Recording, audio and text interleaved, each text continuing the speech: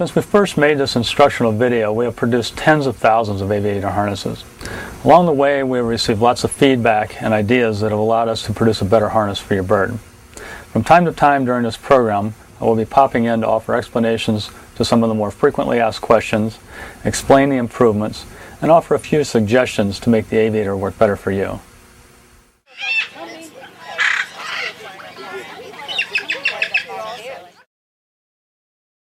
Hi, it's time to take a look at the aviator harness. Now I know obviously you've all opened the package already, but before we go any further, I would like for you to remove all of your pet birds from the environment where we're watching the TV and looking at the harness. Harnesses are a very new concept for our parrots and us, and it's important that we understand exactly what we're doing before we try to introduce the harness to them, because we don't want to create any situations that don't work out optimally for us. Some birds are very opposed to new things coming into their environment. Some birds are very phobic and afraid of new things coming into their environment. And there's a few birds out there that have had not so pleasant past experiences with a harness, and they're probably going to know exactly what's going on when they see the video or see what comes out of the package. So let's go ahead and get them out of the way, and then we will learn everything there is to know about the harness, and then we'll show them the ropes. Okay. Now, I know you're very anxious to see just how the harness works, so I have a friend here, my very patient stuffed animal parrot, who has agreed to demonstrate the harness for us. And what I'm going to do is very quickly put a harness on this guy, and then we'll go over the particulars later, but at least you'll see exactly how it works and understand a little bit more as I explain.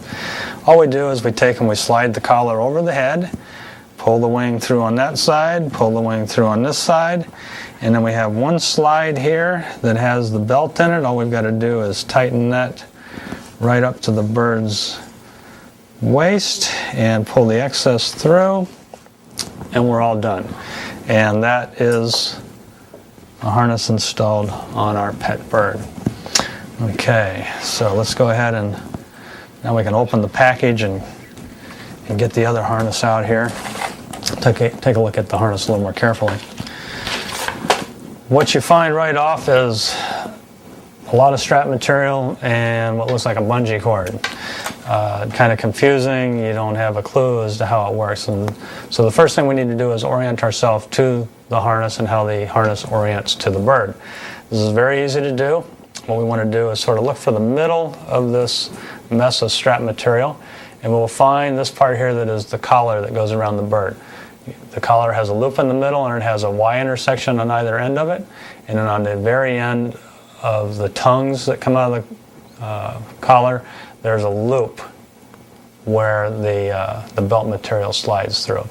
So what we want to do is match up these two loops on the end of the tongues, and we'll pull the excess belt material out of the way, if it would cooperate. Get it right out of there. Now if we take a look at it, we can see that one tongue on this side is obviously longer than the other side. It's about twice as long in this particular case. Depending upon the size of the harness you have, the ratio of lengths will be different. But in this case, this longer side is the back side, and the longer side is always the back side. We'll take a look at how it fits on the bird here. If we turn it around, we can see the long tongue with the belt at the bottom. Line it up with the harness on the bird. We can see this Y intersection at the top of that tongue comes right up to the back of the bird's neck. We designed this specifically so that that intersection fits right behind the bird's neck, just like where the collar of your shirt would fit on you. And these straps are designed to hug the neck and come right around to the front of the bird, as opposed to sliding off of the neck and onto the shoulder and onto the wing, where it will just annoy the bird. If the strap material is hanging down on the wing, the bird's going to know it's there, he's going to be paying attention to it, and he's not going to enjoy the experience as much. Now if you look at the front of the harness, the strap material comes down, and instead of ending up right below the chin or the neck here, it goes all the way down below the crop. And we designed it this way so that the bird can eat before you put the harness on. He can also eat while he's wearing the harness, without having to worry about the strap material pushing on the crop and becoming uncomfortable. If we look at the tongue at the bottom of the crop, it extends all the way down to the belt line just like it does in the back. Now I'm going to show you something else here. I don't want you to try this at home. We have a very patient bird here and he doesn't complain much, so I'm going to take the tip of his wing and just pull it up underneath the collar there to get it out of the way so that I can show you the very interesting safety feature that we've designed into the belt of the bird. And we have a situation where the belt of the bird becomes the leash, and the point where the slide is on the belt is the contact point of the leash to the bird. Once you start to put the harness on your bird, you're going to notice that the belt orientation pictured on the box is different than the harness that you actually have.